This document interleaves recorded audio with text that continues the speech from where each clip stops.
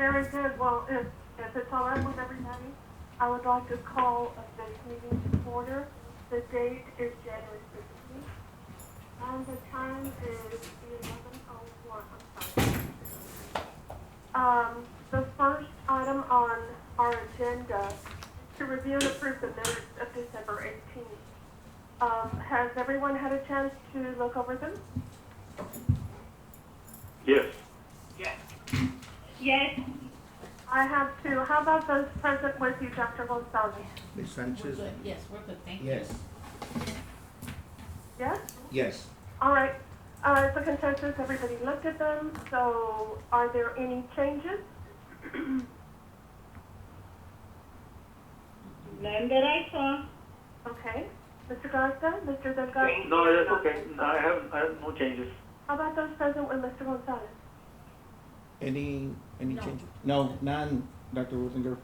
All right. So we're good, Dr. Gonzalez? Yes. Okay. Well, then they've been reviewed and approved. Do we have any public comments? No, nobody signed up. All right, good. Well, then we'll move on to 4. Item 4 is discussion and possible action on next steps 4. Item A is review of 2019 activities and set priorities for 2020. Sensitivity training, where are we on that, please? Any updates on sensitivity training? No, I know that there was some recommendations, and I had given you guys the contact information of Ana Hassel, who coordinates those, but we haven't received a call from anyone. I know, if I may, Madam Chair, on behalf of the city, talking to HR, they would like to request another training. I know you all did one last year. It made a big difference for staff to understand, and that's part of what this committee is doing, creating awareness and sensitivity. So I don't know if they called you, but should they call them Ms. Hassel? Yes. Okay. I'll let Ms. Bermudez, the director of HR at the city, know to call Ms. Hassel. And she knows her. They've been talking on different issues. Okay.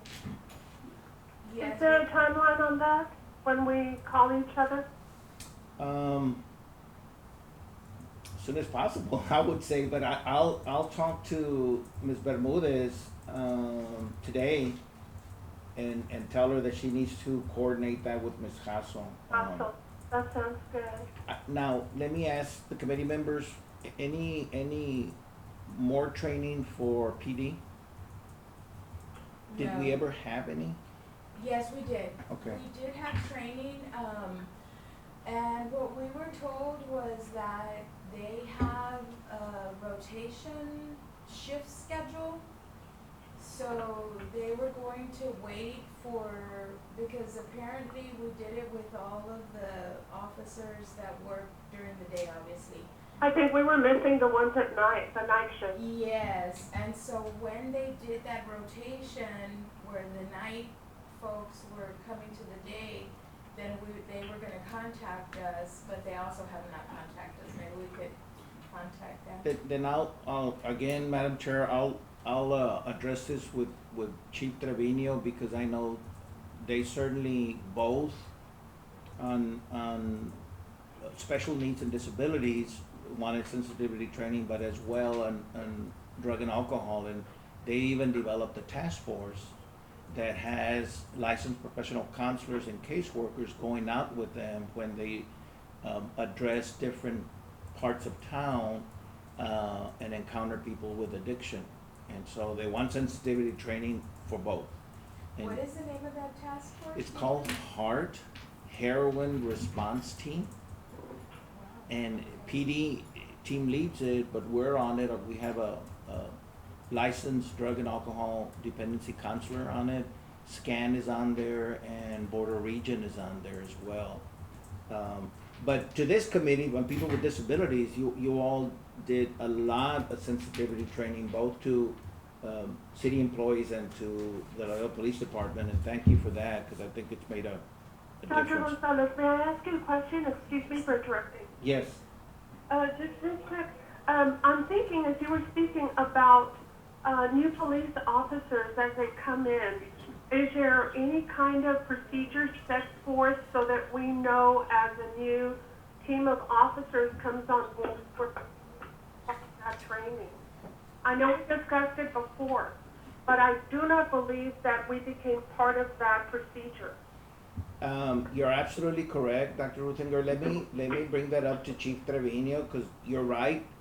The discussion among you all was to, if we could include it during the academy. That would be an appropriate time. The new cadets are all together at the same place, so let me bring it up to him. I was just thinking that if we do that, we won't have the clunky situation with covering sensitivity for everyone except for the night shift, because if we can kind of be proactive and get them at the get-go, we'd be 100% covered for the most part. Absolutely, I'll bring it up to him, because they've got an academy coming up. So is this response team made up of the more tenured police On the staff drug and or the alcohol, newer? on the drug and alcohol issue, that police came up with a task force called HEART, Heroin Response Team. Actually, Assistant Chief Gonzalez and Lieutenant Teniente are team leading it. And when they do a response, they call on a rotating basis either the counselors from the health department, SCAN, or Board of Region to go with them and to begin to offer services. Because otherwise you're displacing those persons that are maybe homeless or on addiction, and they just go from one spot to another. So the task force is already offering them help. Okay, but that task force is the more tenured police officers, or how, It's- are they the newer? I only ask because if we're targeting the new incoming officers and they're not the ones on that task force, then kind of missing the boat. No, you have a point, but it's too, Or the is it two just team- anybody on shift? I'm Like, not- I guess that's what we need to find out. I think it's who's on shift, but really spearheading it, you have two tenured, Lieutenant Teniente and Assistant Chief Gonzalez. So they're pretty tenured, and the actual meetings, they're there. Those two are there. So But maybe they'd be the ones to reach out to and coordinate, or? Yeah, I think that we probably would have to make those two separate trainings. Have the regular sensitivity training, and then have a specialized substance use disorders training. I could personally do the substance use disorder training, I would feel comfortable doing that. I could gather the information from the last, conference, the last statewide conference, and all the updated data and information on that, so that they're getting kind of the cutting edge info of Texas stats or whatnot. But I think they would definitely have to be separate. Okay, no, I Because, substance use disorder is kind of a beast all its own, if you will. And so I think it needs a little bit more time. And maybe in the conversation and coordinating that, we could ask them, what specifically they're needing. okay. And really cater it to what they need and want. Let me bring it up then to Chief Trevino. Dr. Rudiger, Yes. Mr. Castellon, the chair, just walked in, but the media is here, so they took him for an interview, so you can continue. There's no problem. I know this is a little bit off topic, but it is under the general heading of services to the community. Another item is looking at the year in review. We discussed the Haynes Activity Center and the possibility of including Coach Carmelo Gonzalez as someone who can give information as to how to do adaptive physical education for those who are interested in using the center. I did give the contact information to Ms. Erica, and I do not know where we are on that. I know that he was not contacted. So wanted to bring that up before we get too deeply into 2020. No, because that's item 3. Well, item 4, in reviewing the year, the advocacy and looking at issues within city departments, and one is parks to get training. Dr. Ruthinger, I'm gonna apologize if can you send me and Andrea that info again? Erica is on maternity leave. Oh my goodness. She had her baby. They're doing well. Unfortunately, it was a premature baby, 33 weeks, so the baby's still in the neonatal intensive care and will be there for another couple of weeks. Needless to say, mom is a little anxious, but mom is doing well, and she will be out for the next 3 months. I definitely will keep her and the baby in my purse, definitely. Thank you, and they are doing well. Thank God. Baby was 3 pounds, 5 ounces, so it's a training. Yeah. But, so if you can send me that info so we can follow up with Carmelo, because Parks very much is interested in doing training for their staff, sensitivity, looking at what they have to redo in the different parks so they're accessible for people with disabilities, and especially the Haynes Park. Yes, I'll look that up again, and I will send it to you. Thank you. Thank you.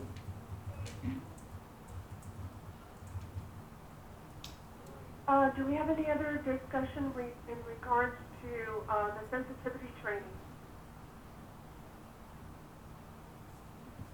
Not for me.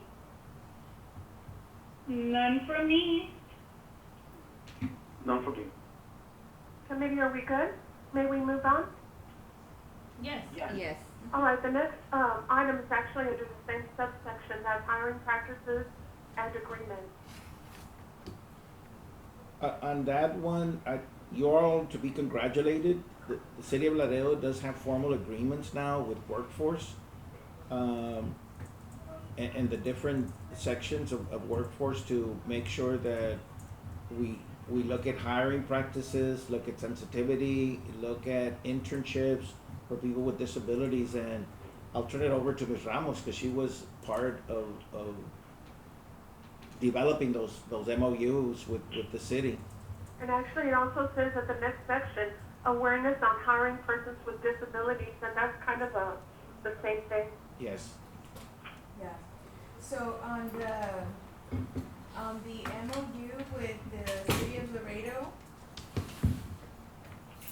perfect cue, Ceci. I knew you were gonna start talking about it. That MOU is actually done by Let's Go Texas and the city of Laredo, correct? Yes, we took a different direction. We went from the MOU with us to getting creative, so we incorporated 3 different agencies. We incorporated Texas Workforce Solutions, Yes. Texas Vocational Rehab, and then we incorporated Let's Go Texas as the on-site provider. Excellent. So it worked out really, really good. It's turned out to be a very rewarding experience all around.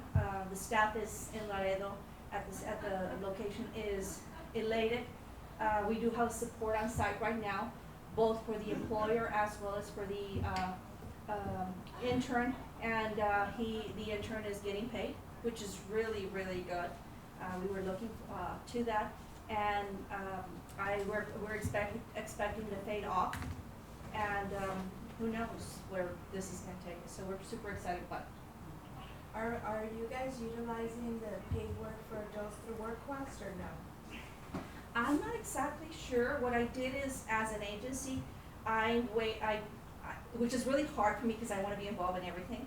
I took a back step and I turned the case over back to the counselor, and the counselor is the point of contact and dialogue with the Texas Workforce Solutions. So I know they have an initiative to pay. I think the wages went up in December. So we gave the customer the option of either starting in November or starting in December. Oh, okay, that's through And Workforce yes, Solutions. It's through Workforce. It's through, No. no, it's not through you all, and we thought about it, but the time and everything, it Yeah, was because easy. you were kind of like halfway Mhm. in. Yes, we were Already. halfway in, and so we gave him an option, and he chose to work with Texas Workforce. So he is an intern through Texas Workforce Solution, providing services through Let's Go Texas, and the counselor oversees the case. But I think they're talking here, Ceci, about the formal MOU, Oh. which is just you and the city. Yes, we had we met with, I believe, Monica Gonzalez, and we talked about the MOU, the possibility of providing services. They said, well, we already have an MOU with you. You know, if there's other customers that come in, we wouldn't mind working with you because we already know the services. So we're looking to having what happened at the finance department, maybe happen across the city, and being able to assist the city as well as the customers to integrate. Right, I have not had the opportunity, I wanted Martha to maybe come with me to go speak with Monica Flores about the paid work experience adult through WorkQuest, which is new. I don't think any of our staff Not have yet. had that service implemented yet. Again, it's very new, I think I talked about it a couple meetings back. But there's a couple of glitches that we experienced through the reverse job fair, Dr. Gonzalez, with the city of Laredo that you may be aware of already. I would like to also speak with Monica, not so much to change their process, because I know they have a large volume of hiring that they do on a regular basis, but to see if there's a way for us to be able to circumvent certain aspects of that to accommodate our individuals with disabilities and to kind of level that playing field. Because we realized at the end of the reverse job fair that a couple of our folks were not able to be hired because of those glitches. Oh.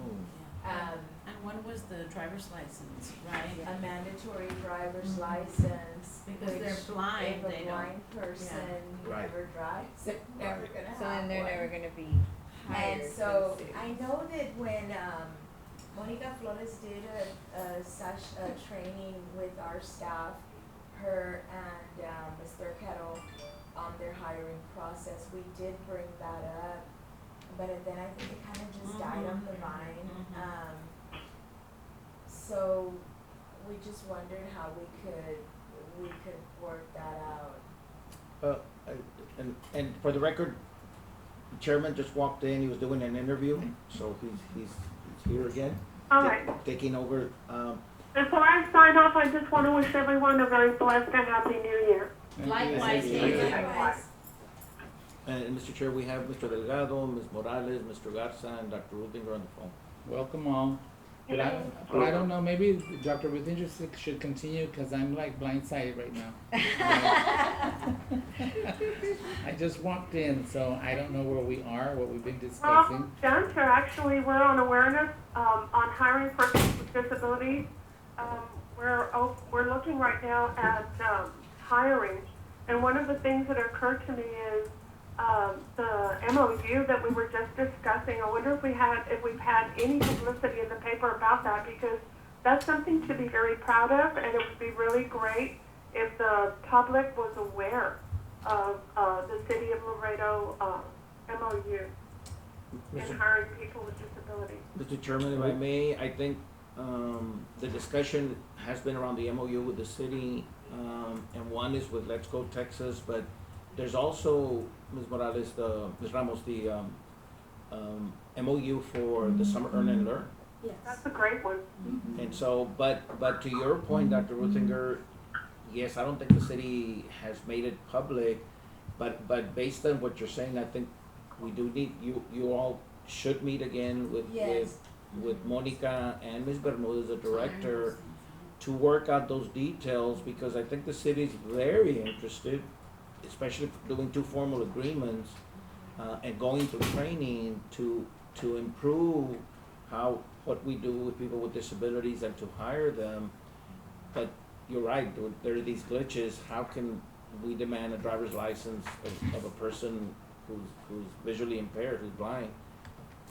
I would But think we that It was doesn't fit. Yeah, we also 504 understand kind the of mandate. accommodation.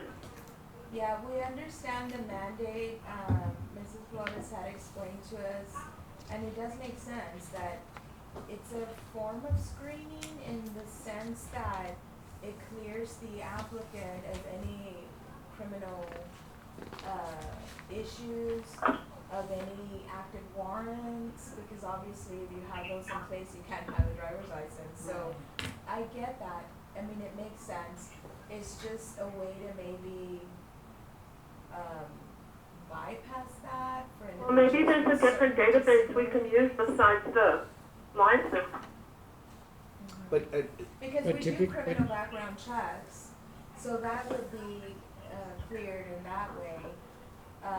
But, and they seemed like they were open to the idea, but again, we just, we didn't have a follow-up, so now it kind of Because- resurfaced, Yeah. Because of the reverse and we job. need to look at that again. Because typically you have a young individual that does not drive yet, okay? And the only thing they have access to is possibly a Texas ID. And to acquire that, they ask you for your birth certificate, they ask you for, I think, one of your utility bills, and they ask for several things in order to validate or verify that you are who you are and where you live. And so, I That- think that boils down to understanding what an accommodation, levels the playing field as Yeah. opposed to, That's what we Changing it mentioned completely. before you came in. yeah. Mhm. I Just think to, that's not a extremely important. preference of No, any just an kind, but accommodation, just that's But it right. levels it a out. way to, yeah. Accommodate. Yeah. Mhm. So I think that would be open to it, I think it's just a matter of us having a follow-up meeting I- and discussing those things.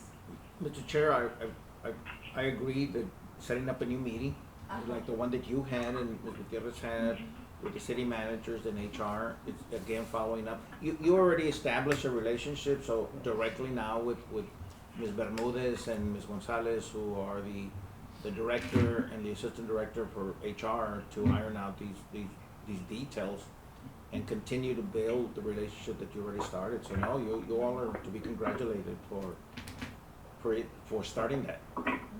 yeah, the city was very accommodating, so I don't foresee any issue with that. They Yeah, I understand the don't either, I limitations think it's a of matter of just meeting, yeah. whether we can set something up like that. Dr. Gonzalez, Yes. thank you so much.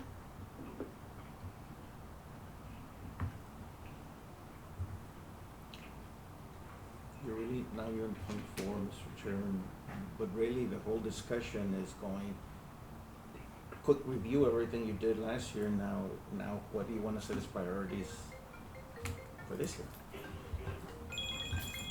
You know, I think one of the priorities that we've had with this committee has always been about increasing the number of people that, with disabilities that are hired both by the city, county and private entities, and I think that we need to continue that. That's a big struggle. That's a big element of trying to overcome any false ideas, okay, and taboos. And so many times when many of the individuals that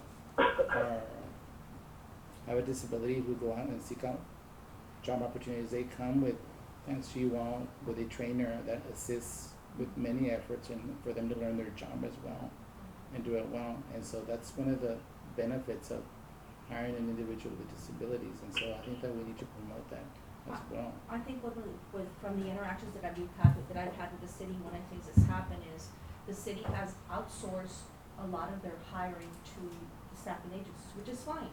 But it has eliminated a lot of the access that we have because we have a different way of functioning with the city. And one of the things that I brought up at one of our meetings when we met with 2 of the city managers was the fact that they should consider the possibility of, because we do have individuals who are on Social Security, in breaking those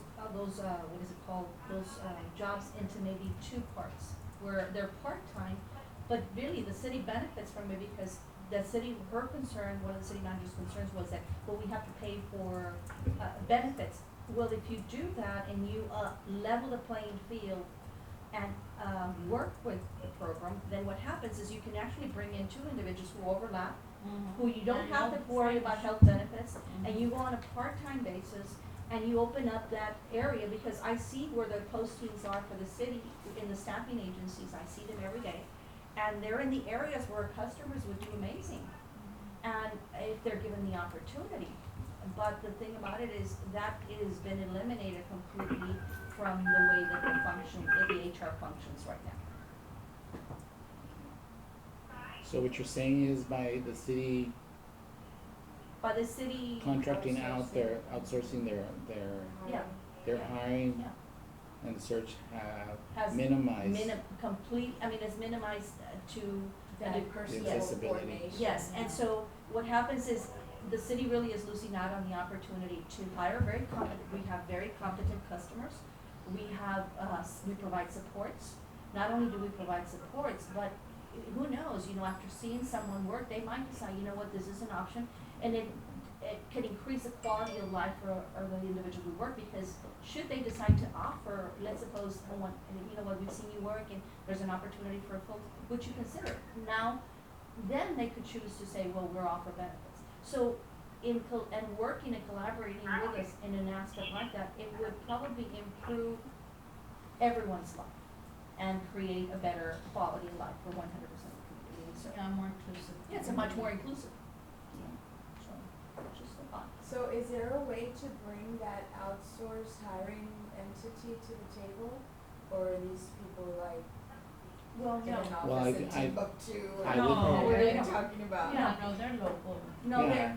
I think what our hiccup with the staffing agencies is that it's a temporary hire because they're not offering a permanent job because they're staffing agencies. And there has to be a promise of possible full-time employment. But it can't be offered because they're just entities. And mind you, through the VR program, the new standards say that we could go through that, but we would have to have an offer of a permanent position. So then it's null and void anyway. Well, at this point, yes. Okay. But if the city was willing to work with us and maybe negotiate those part-time as opposed, and that was brought to the table. Permanent part-time. Yeah, permanent part-time with the possibility maybe 2 openings. And I can tell you, we could fill them. Clerical job, easy.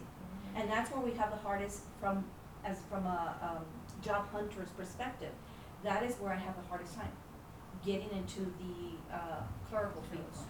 Very difficult. And we have extremely competent individuals. And we have a lot of customers that want part-time. Yes. Because they have disability Fringe. benefits that they don't wanna lose, not so much for the money they get, but the medication, benefits. The benefits. resources, the benefits, yeah. Mr. Chair, well then, that would be one more item to discuss. Now, Yeah, at that. we don't, the city does have the option of hiring through a contracted staff agency, but for the most part, our example, this department, we have 215 full-time employees, and we have 6 through the staff agency, so it's minimal. Mhm. But yes, I think you should meet, even with the staffing agencies, to consider people with disabilities Yeah. too. When the city requests a clerk, also Yeah. make sure that you know. Or think about it first, if it's gonna be part-time, let's say you had 6 positions, okay, 4 give them out to the contracting agency and 2 leave them here to be part-time, that way.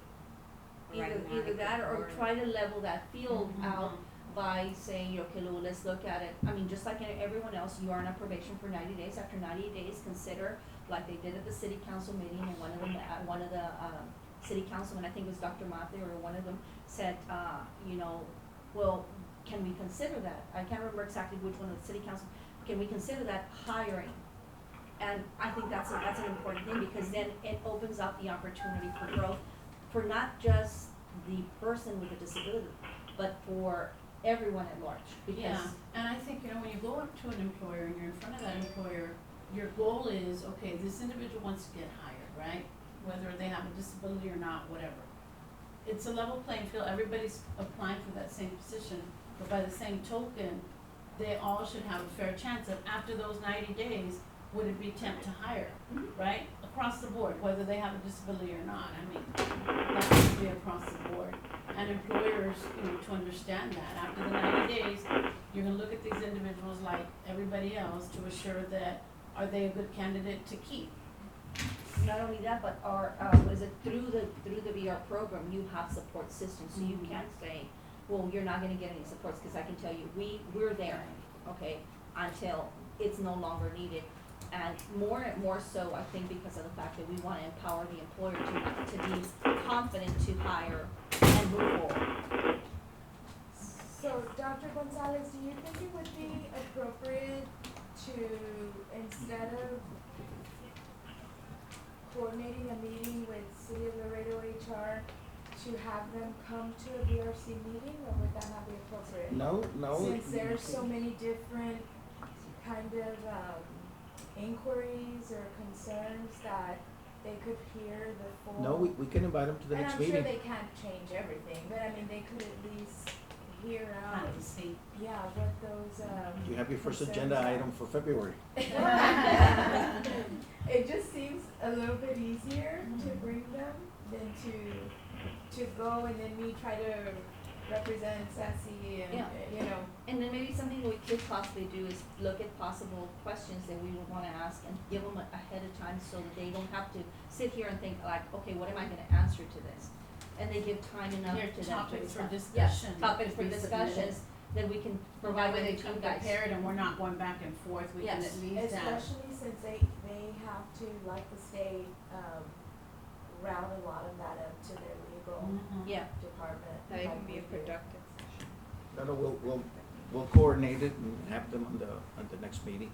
It will give us an opportunity to meet the new, don't they have a new HR director? I don't. Melina Bermudez is the new HR director. I mean, I don't know, she's probably very busy, but.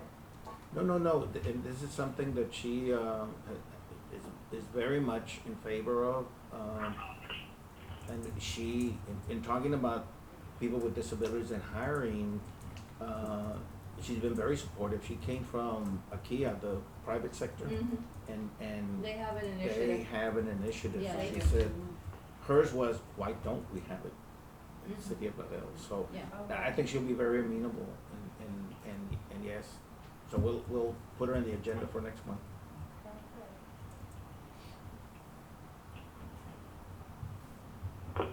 So we're gonna try to access the contracted employers via the city of Laredo. Now, that would make sense, cause Yeah. we show up at their door and they're gonna say, who are you on? What do you want? Mr. Chair, one thing that you missed, if I may, that Dr. Ruthinger is gonna send me the information on Mr. Sorry, sent you your cell phone number. Carmelo Gonzalez, who can work with parks, cause under the advocacy, you all also initiated some efforts, and one of them, and this came from council directive, to make sure that parks Mhm. are physically adapting to people with disabilities, but also train staff.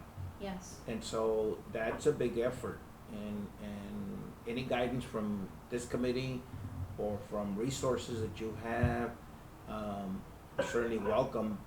I know they're already working very close with the tennis association, with Tina, who is working with, has a team of persons who are blind.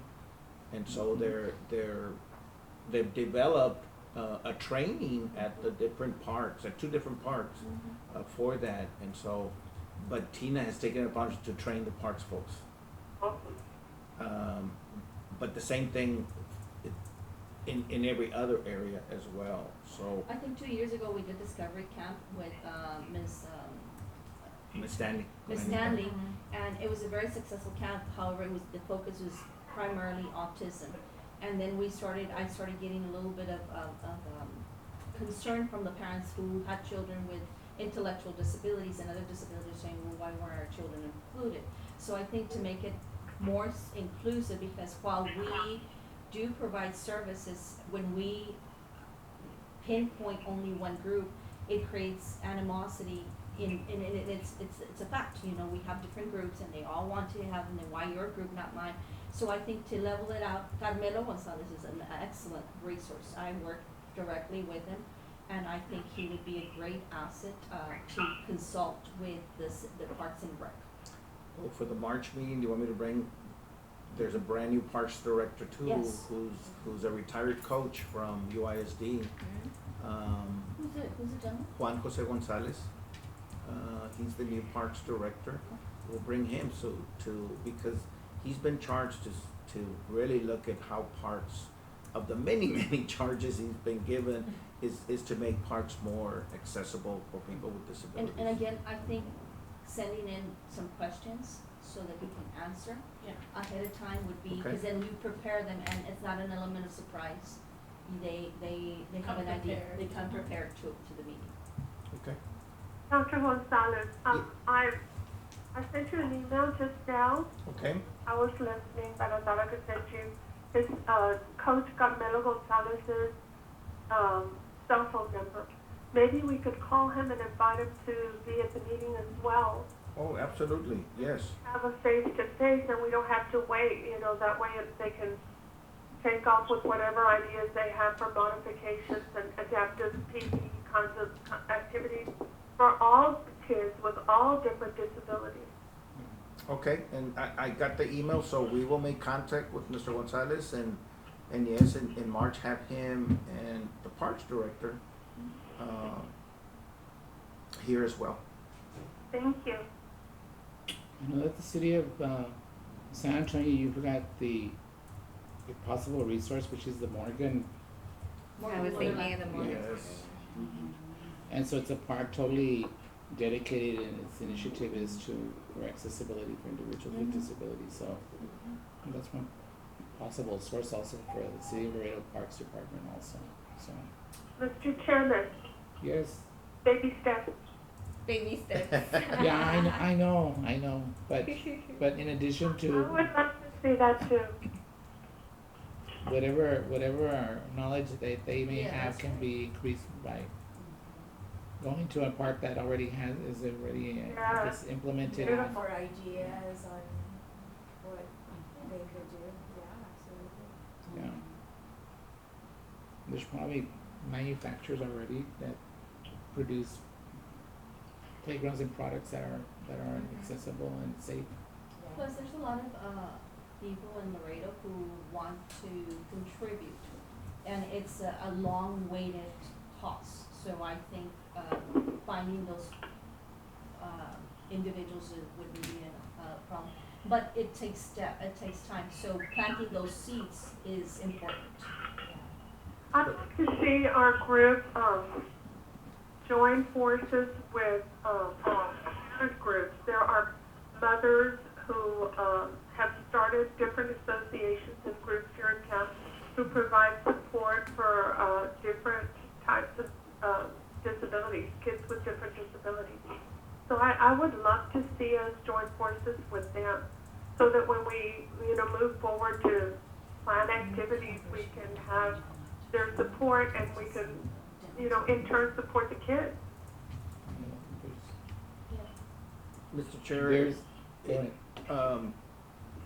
As you'll remember in the December meeting, we told you we have a new grant from the state that exactly is going to be doing what Dr. Ruthinger is saying, is finding out who all the groups are that support, so they can advise other parents and then link them to you. Because you're right, Tina Trevino does the athletics with visually impaired, but other disabilities as well. So that's one group, and she's come to this committee to meet. And so look at the other different groups. So we'll be developing a database of who's out there, what gaps there are through this new project. And I want the supervisor that we're hiring to come to these meetings. The only reason she's not here today is because she's in training. But yes, so I think that's an excellent idea. Thank you so much. We'll do what we need to do. Of course, the parking, the designated parking is also an issue, right? So, I don't know, do you have any information on that, Ms.? On what?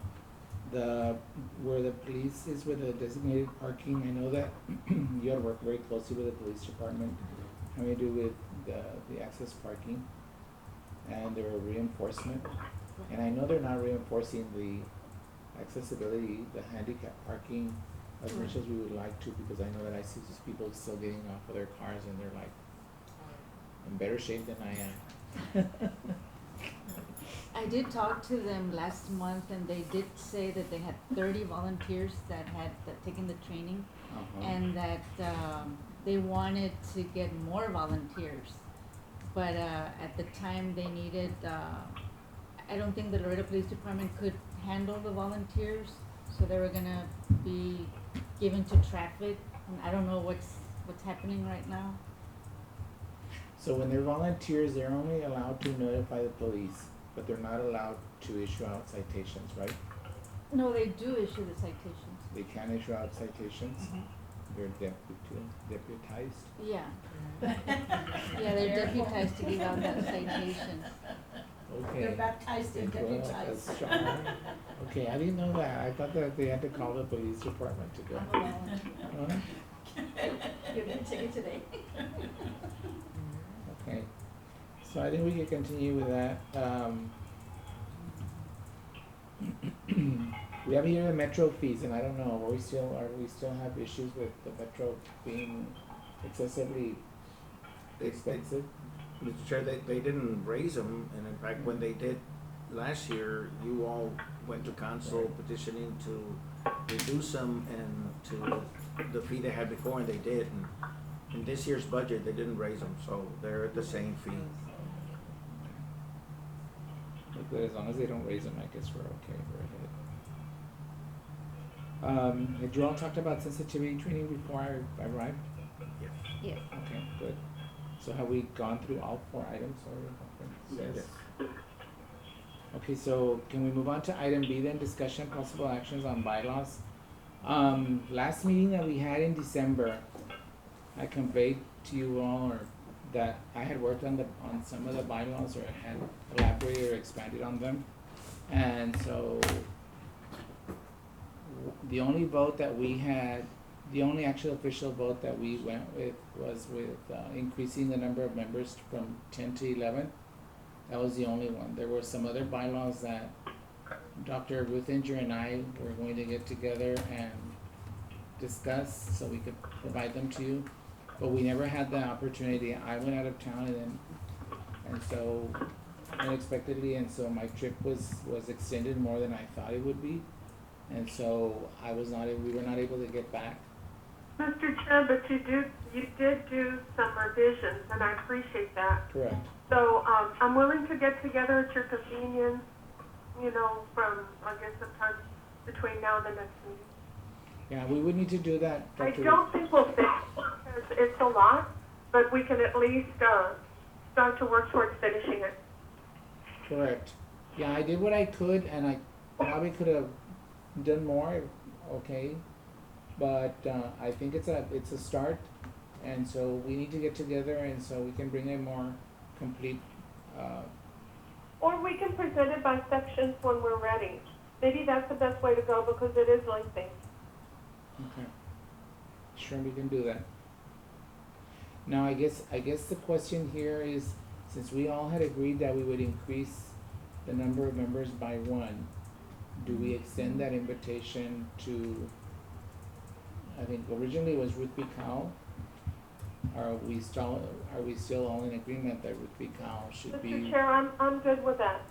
Okay. Jackie over at Ruth B. County. Okay, so. Me too.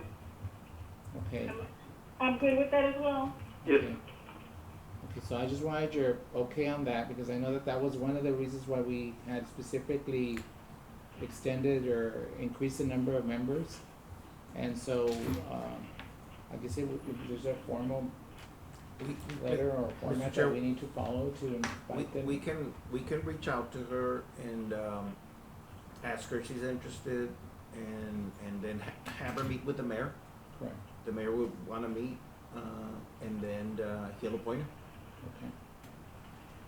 So we can go ahead and move forward on that and just make sure that we carry out the last initiative that we undertook regarding the membership. And so the rest of the bylaws, I think we need to work on them, Dr. Ruthinger, before we No, present just them. let me know when you want me. Okay. We just need to get together. Yes, sir. Okay, thank you. And can I move on to the Next item, which is our announcements, is there anyone that may have an Yes, announcement? I have an announcement. February the 7th, we're having the third year Night to Shine. And it is going to be at the Mirage on McPherson, Good. okay? And, if all of you would like to be a date for the night, we would appreciate it. We're expecting, last year we had 229 individuals, the year before 169. So we did increase, so we're probably gonna hit about 300 participants. And, we're hoping to bring in some volunteers, so we will move forward with that. If you know of anyone who has dresses, like, night, evening gowns or shoes, anything, you know, every year we give those out, and every year we grow in numbers, so we're really Okay. excited about it. I also have an announcement, in Uvalde, they will be having a grand opening for the VR and the Workforce Solutions office there under the umbrella of the Middle Rio Board. That's on February the 13th at 10 a.m. TWC Commissioner Alvarez, who represents labor, will be there, and the newly sworn in Secretary of State, Ruth Rubero Hughes, who was the prior chair, TWC Chair and Commissioner representing employers. So they will be there to host that initiative. They're pretty powerful individuals to be present at, such a small office in Uvalde. So if anyone, wants to attend, I'm sure she'll be open to, she is a strong advocate for hiring individuals with disabilities, veterans and other groups as well, but individuals with disabilities also, so just an FYI on that. Thank you for both of your invitations. Any other announcements? I have a question. Did we set a time or parameters of time when we'll be meeting with HR on the issues and working out, different variables like the driver's license barrier? The next meeting, right? Dr. Rittinger, we're gonna invite her to come to your next meeting in February. I didn't get that. Thank you.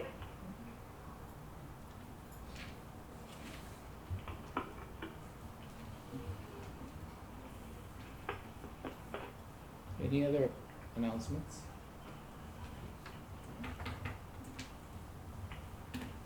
So do we want to adjourn the meeting? Sure. Yes. Motion, can I have a second? Second. Second, thanks so much. Thank you all for being here today.